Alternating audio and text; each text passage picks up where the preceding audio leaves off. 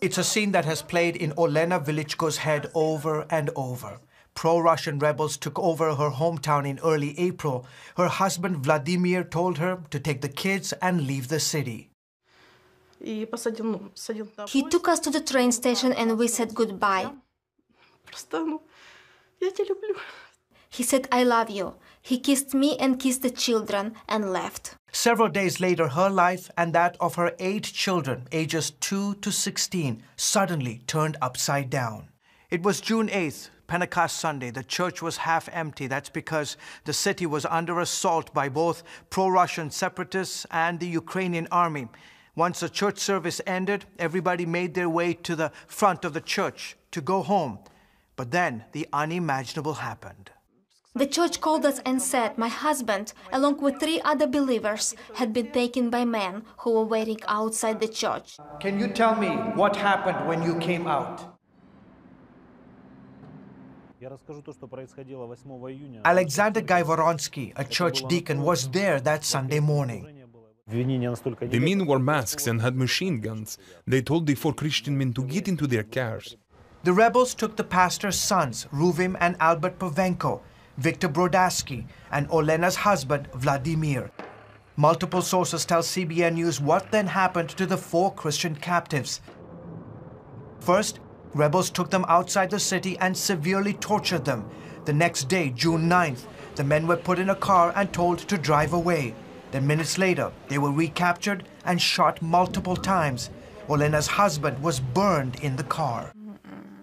I don't hate my husband's killers. It's easy to start asking questions, why did this happen?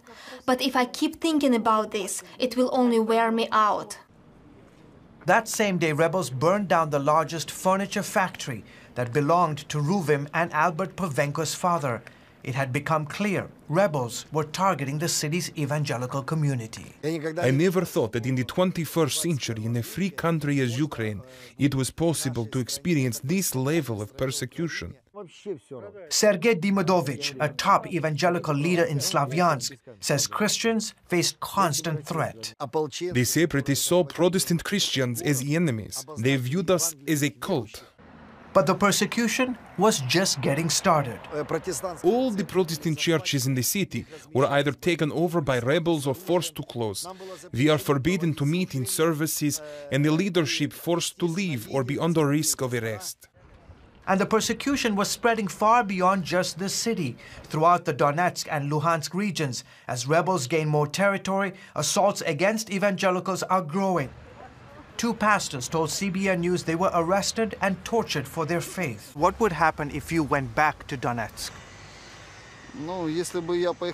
If I went to Donetsk today, I would be arrested at the first checkpoint and put in jail. The last time I was in prison, they beat me up so badly, but I kept preaching the gospel and telling them to repent.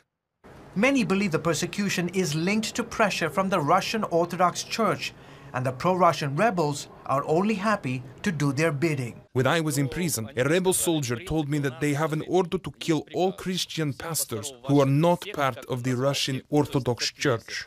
While that has forced some to go underground, others are deciding to stay. Many heroes are born out of this conflict, men and women who are boldly sharing their faith and helping those caught in this war. Olena Velichko says there's not a day that goes by that she doesn't think of that last goodbye, that final kiss she had with her husband at the train station. But she is unwavering in her faith, trusting God to take care of her, the children, and Ukraine. People often ask me how I'm doing. I tell them about a mighty God who can heal our hearts. Maybe not as quickly as we would like it, but the process is going on, and the prayers of people around the world help.